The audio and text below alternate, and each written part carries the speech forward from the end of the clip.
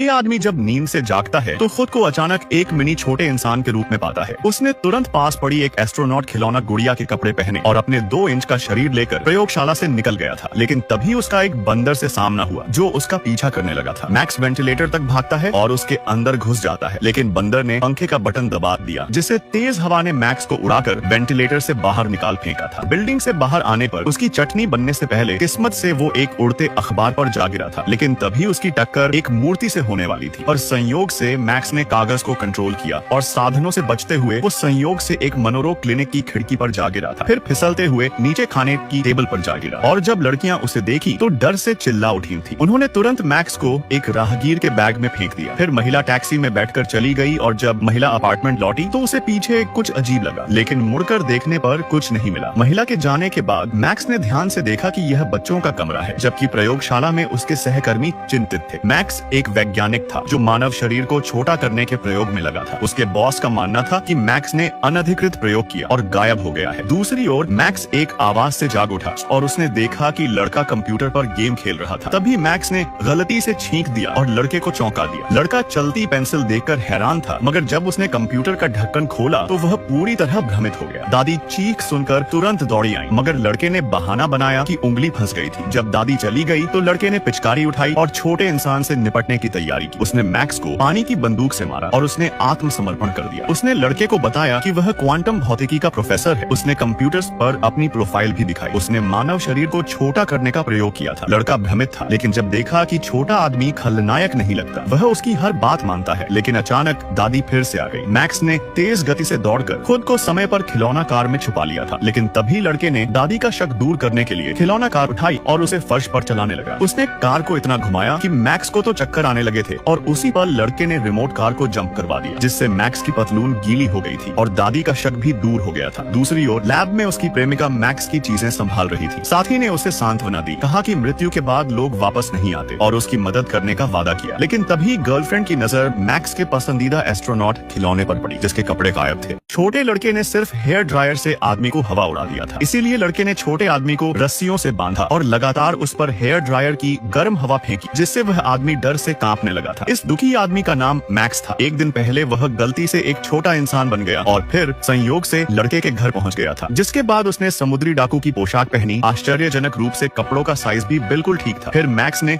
बिना कुछ कहे गुड़िया को धकेल दिया और खुद झूले पर लेट गया और गहरी नींद में सो गया। पर जागने पर भी मैक्स उदास था। उसे अपनी प्रेमिका की बहुत याद आ रही थी, लेकिन अभी सबसे बड़ी समस्या थी कि वह अपने सामान्य रूप में कैसे लौटे। इस समय उसकी प्रेमिका असिस्टेंट के साथ वैज्ञानिक विषयों पर चर्चा कर रही थी। निगरानी कैमरे से पता चला कि जब मैक्स प्रयोग कर रहा था तब एक छोटा बंदर जिसे प्रयोग के लिए रखा था वो पिंजरे से आजाद होकर बाहर आया और उसने कंप्यूटर पर सारे बटन दबाकर जोरदार तरीके से ऑपरेशन किया, जिससे प्रयोग मशीन चालू हो गई और कुछ ही सेकंड में मैक्स का शरीर छोटा हो गया था। महिला का मानना था कि मैक्स अभी जीवित है, लेकिन लालची असिस्टेंट चाहता था कि मैक्स गायब हो जाए। आधी रात को महिला ने विश्लेषण जारी रखा और पाया कि बंदर ने 35 बार माउस क्लिक किया था। फिर आइंस्टीन के सापेक्षता सिद्धांत और मैक्स प्लैंक के क्वांटम भौतिकी सिद्धांत के आधार पर उसने आखिरकार सही सिकुड़न कोड फॉर्मूला की गणना की। महिला उत्साहित होकर तुरंत अपने बॉस को फोन करती है, लेकिन सुबह के 4 बज रहे थे तो बॉस ने कहा कल ऑफिस आने के बाद बात करेंगे। अगली सुबह लड़के ने पाया कि मैक्स गायब है। पता चला कि रात में उसने केक चुराया था और दादी ने उसे फ्रिज में रख दिया था। अब वह ठंड से कांप रहा था, लेकिन सौभाग्य से उसे समय पर ढूंढ लिया गया, वरना वह जमकर मर जाता। लड़के ने चतुराई से हेयर ड्रायर निकाला मैक्स को गर्म करने के लिए, लेकिन जैसे ही उसने स्विच चालू किया हवा की शक्ति ने मैक्स को उड़ा दिया था, जिससे उसकी पुंगी बच गई थी। फिर लड़के ने जल्दी से मैक्स का तापमान लिया। सौभाग्य से उसे बुखार या जुकाम नहीं था। मैक्स ने लड़के को जान बचाने के लिए धन्यवाद दिया और वह उसकी बीमारी का इलाज करने में मदद करना चाहता था। पता चला कि लड़के को बचपन में बुखार से मेनिंजाइटिस हुआ था, जिससे उसके शरीर में ऐसा विकार उत्पन्न हुआ कि अब वो व्हील चेयर पर निर्भर हो गया। दादी ने कई डॉक्टरों से परामर्श किया, पर सभी ने कहा कि उसके पैर अब ठीक नहीं हो सकते। फिर भी लड़का हमेशा आशावादी रहा। मैक्स ने लड़के की मदद करने का फैसला किया और उसे एक शानदार विचार आया। मैक्स ने बताया कि अक्सर हमारा मस्तिष्क बीमारियों के कारण अप्रत्याशित तनाव विकार पैदा करता है और डर के कारण शरीर के कुछ अंग कार्य करना बंद कर देते हैं। हमें बस मस्तिष्क के सही हिस्सों को खोजकर उन्हें फिर से सक्रिय करना होगा। लड़का भले ही कुछ समझ नहीं पा रहा था, लेकिन प्रोफेसर के तरीके को आजमाने में उसे कोई हर्ज नहीं था। मैक्स ने कहा कि उसे पहले अपने सबसे भरोसेमंद असिस्टेंट को फोन करना है, लेकिन उसे पता नहीं था कि लालची असिस्टेंट ने चुपके से उसकी प्रेमिका की रिपोर्ट चुराकर बॉस को दे दी थी। बॉस को उसकी ऐसी हरकत ज्यादा व्यावहारिक नहीं लगी, लेकिन उन्हें असिस्टेंट की चापलूसी टीसी पसंद आ गई थी और उन्होंने उसे मैक्स की जगह नई परियोजना का प्रभारी बना दिया था। उसके बाद जब असिस्टेंट प्रयोगशाला लौटा तो अचानक उसे एक वीडियो कॉल आया जो मैक्स का था। असिस्टेंट ने उससे पूछा कि तुम कहाँ पर हो। मैक्स ने बताया कि यह एक शानदार समुद्री स्थल है, खुला आसमान, बढ़िया खाना और असीमित इंटरनेट है। असिस्टेंट उसकी बातों से चौंक गया था, लेकिन फिर उसे समझ आया कि मैक्स मजाक कर रहा था। मैक्स और असिस्टेंट आज दोपहर 2 बजे टॉय मॉल में मिलने पर सहमत हुए, लेकिन यह बात किसी को नहीं बतानी थी। इसलिए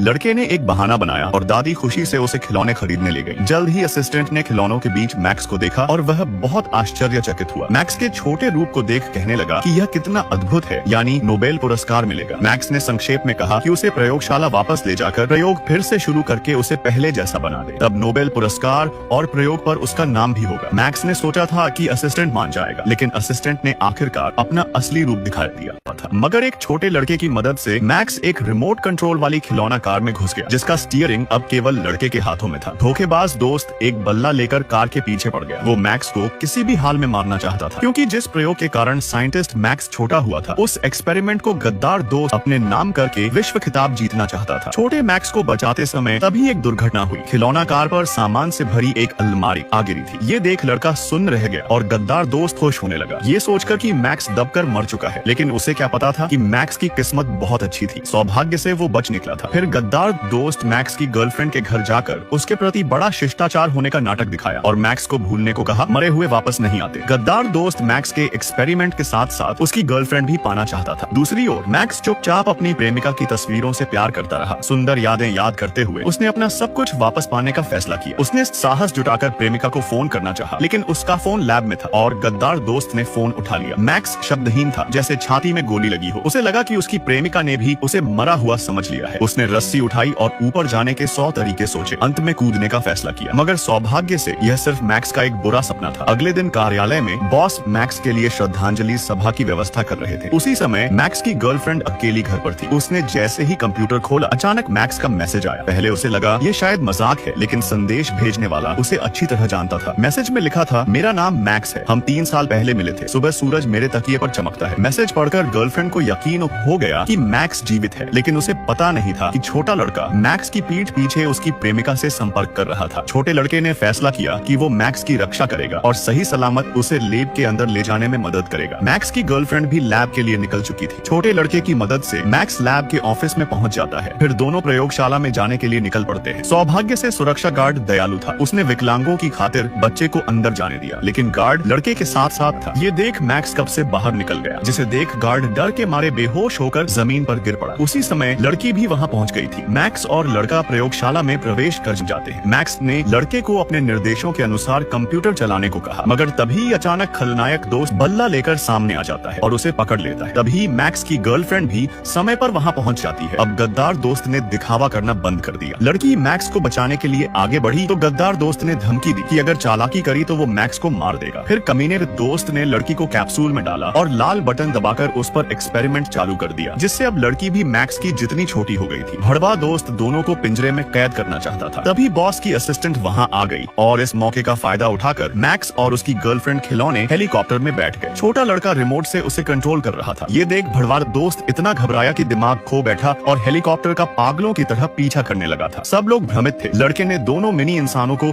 छत की रेलिंग पर लटका दिया था। लड़का उनके पास जाने लगा तो गद्दार दोस्त ने उसे रोकन चाहा, मगर दादी ने आकर उसे बिजली का झटका दे दिया। अगले पल ही दोनों मिनी लोग जब छत से गिर गए तो लड़के ने अपनी टोपी से उन्हें बचा लिया था। दादी को सबसे बड़ा आश्चर्य यह हुआ कि उसका पोता पहली बार खड़ा हुआ और धीरे धीरे चलने लगा। मैक्स और उसकी प्रेमिका बहुत खुश थे। कहानी के अंत में मैक्स और उसकी प्रेमिका साथ में प्रयोगशाला में चले गए और वापस से Subscribe, please.